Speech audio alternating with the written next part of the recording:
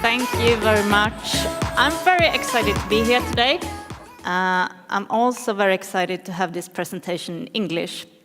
I'm not used to it, so I'm gonna hold tight to my speaker cards, and I hope you will have patience with me if I'm struggling. I also hope that you can hear me. Can you hear me? Perfect, because it isn't really any use to stand here if you don't, is it? As journalists, content producers, or distributors, we all want to be heard, listened to be read, or to be watched. This is also the logic of the business model for traditional ads. The more reach, the more valuable. And maybe also the reason why publishers gave away all the content to the internet in the very beginning for free. Might not be the best idea with them. But for a while it actually looked quite good, because the ads were going to transform from the old traditional news medias to the new digital one. And then we had Google and Facebook. And today, if they don't take it all, they at least take most of our digital revenues. The media business is disrupted. I think we all in this room understand that by now. Print is, of course, as a newspaper, going down. It's been going down for years. But also the ads are struggling. Those were supposed to cross each other. The print was going down and the ads were going up. Now they're both going down. So, of course, we also work very close with the digital subscribers at Aftonbladet. And some of us are really successful with it. Problem though, is it, or will it be enough? Aftonbladet, this is our newsroom. How many of you know about us? Aftonbladet, you heard about Aftonbladet, great. So we have, this is our newsroom, and we have about 3.6 million unique visitors a day. And they do, in average, 2 visits, which means that we get about 30 million page views. We have 3 million video starts a day. Pretty amazing numbers. And we used to be out touring and boasting about how successful digital media house we were, the most successful in Scandinavia. But even though we have these numbers, we are struggling with revenues, and we are struggling to get digital profitable. Readers' revenue has, of course, become much more important for us. We still need to find more options to gain on our high, huge traffic. We need not just to continue with the 2 business models that we've known for so many years now, the subscription, even if it turns into digital, and the traditional ads. We are looking for new businesses. My job as head of Aftonbladet Labs is to steer innovation. So I do that a lot. We have a special person who is training robots. We experiment with voice. We test to build local news destinations, new niches. We do a lot of new stuff.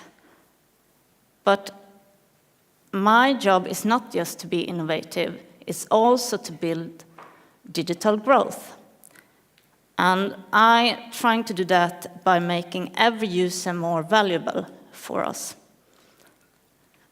But it's not even worth starting this journey if you don't understand why and what the user is doing on your platform.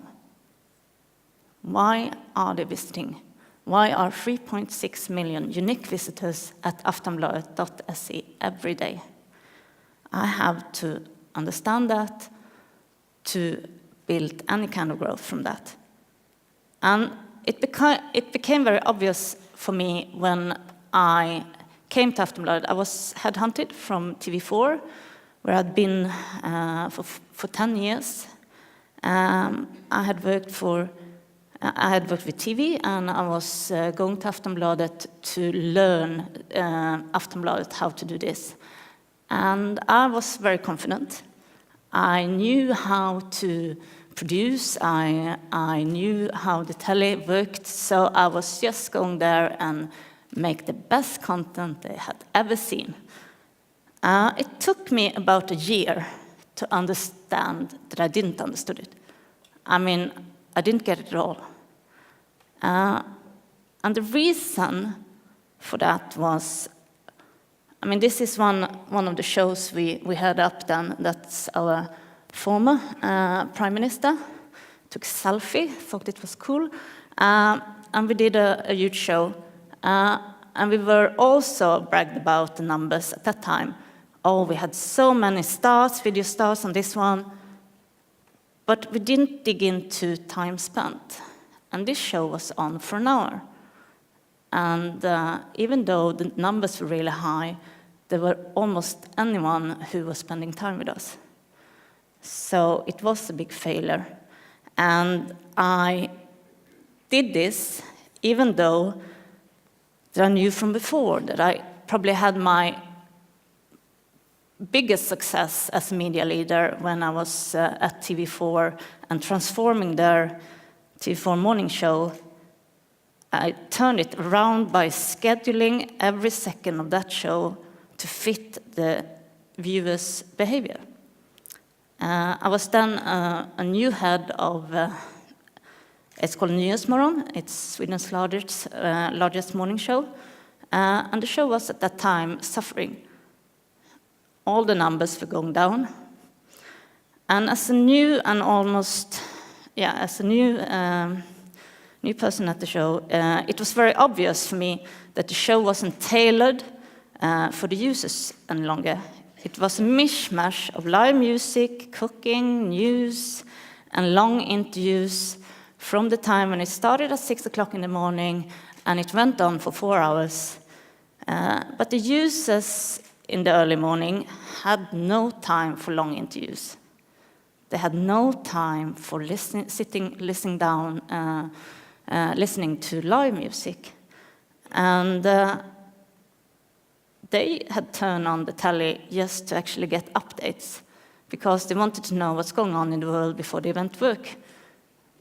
Yeah, and but what we could see was after 8 a.m., there was a totally change in the behavior. The watcher were in no rush.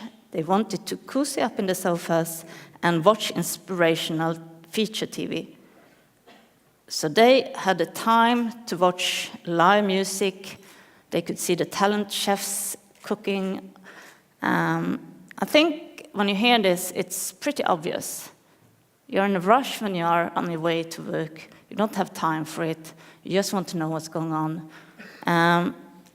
And you don't need to be a rocket science to figure it out.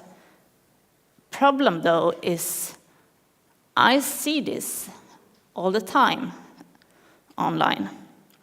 News destinations are publishing their best works where there is no traffic peaks. Maybe just because the journalists had the working hours at that time. And they ask for time spent when users have no time to spend. And they are publishing stories for youngsters on wrong platforms. To gain growth today, we have to understand the users' behaviors.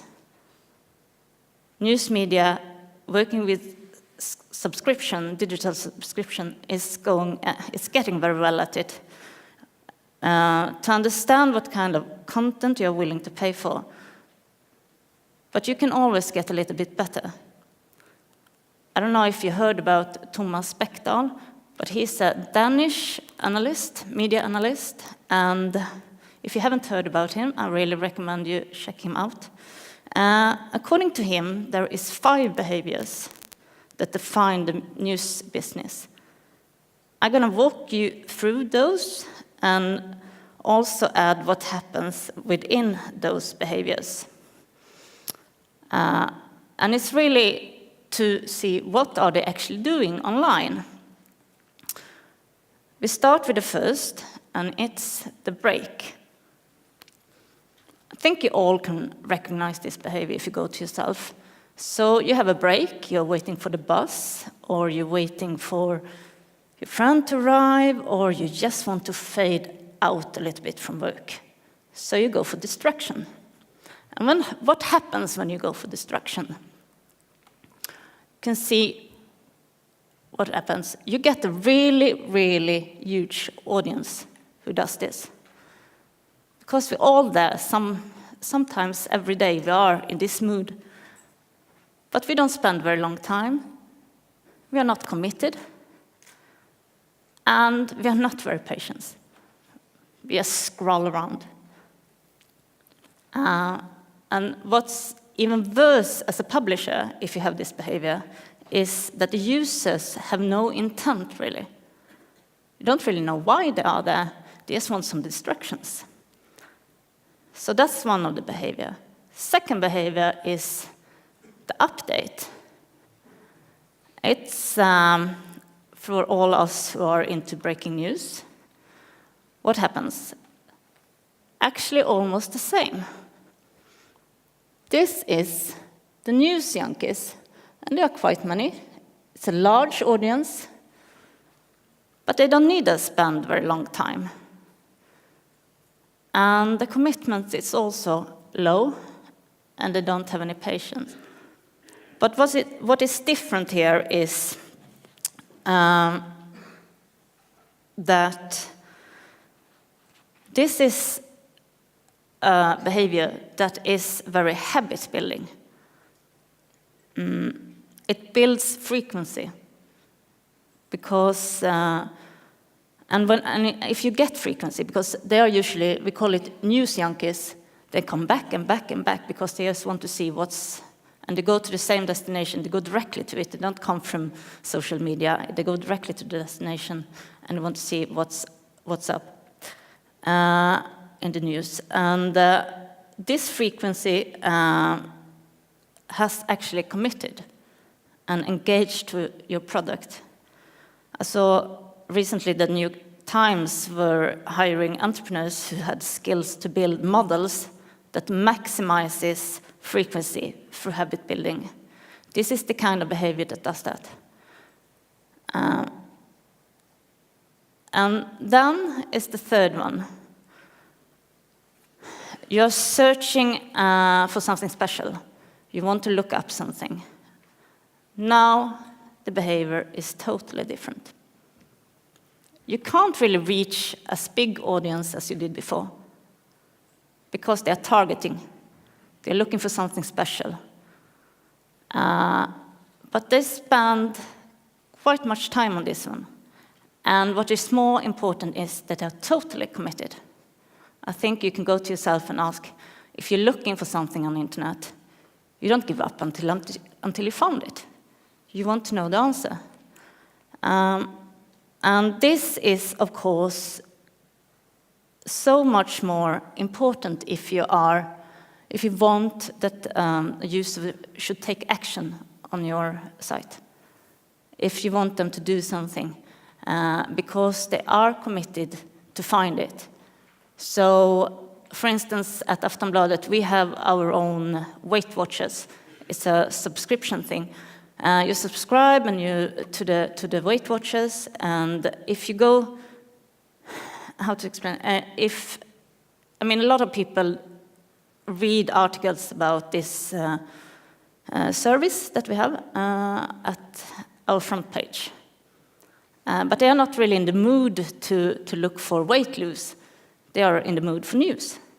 So suddenly there is how to lose weight. And they might read it and get a little bit inspired, but they haven't searched it up. But on the other hand, if they have been sitting Googling it, how to lose weight, and the first article they get is about how to lose weight, then they will be much more much more easier to convert to actually subscribe for that service. Are you follow? So if you are there, you're searching for it, you're actually targeted something specific, it's much easier to find subscriptions in this area. And the fourth one is the story impressions. This is a lot of things we do. I mean, we do this in news business, in the news medias every day. And here is also a very interesting behavior, because once again, you have a smaller audience, the time spent is even a little bit longer, and the commitment is so high, because if you're interested in something specific, you're ready to spend time, to read everything about it. I don't know if you heard about this, it's an app that's fish brains. It's niched content with everything within fishing. It's brilliant, but it's not that many. Not that many who turn this. But if you go there, you will probably pay for it. So this is also a very interesting area to work with in the news media. And then finally is the last one, is the recline. And this is the reason why I didn't success with the telly on Aftonbladet, the TV shows, the big TV shows, because this is also, as the first behavior, a distraction thing. But it's not a short time thing. It's when you come home from work and you lay back and you sit down in the sofa and you probably put on the TV or stream anything on your different devices. And you spend a lot of time. And a lot of audience does. And the commitment is so high, but it really has to be good because the patience isn't that high. But this is not the behavior I had at the news media, at Aftonbladet. This is the television behavior. It doesn't matter if you're streaming or if you're a linear watcher, it's the same. So what I want to show you is the S in the beginning there is for Schibsted. We are owned by Schibsted. So Aftonbladet's position is to really stay for primary national news source within the areas of update, the lookup, the story. But what happened a couple of years ago is that this is a position that Facebook also wanted to take. And it's very easy if you understand the frequency model, because they saw exactly that behavior. They wanted their audience to come back, come back, come back. And Google is, of course, almost synonymous as search. So this is a little bit challenging, I have to say. Still, though, I really, really believe that we can build new growth, but we have to understand these behaviors. And this was my introduction to you, to tell about them, and I really hope you dig into them and use your data teams and everything you have to see if it goes as I'm telling it is. Yeah, okay. Thank you very much for listening.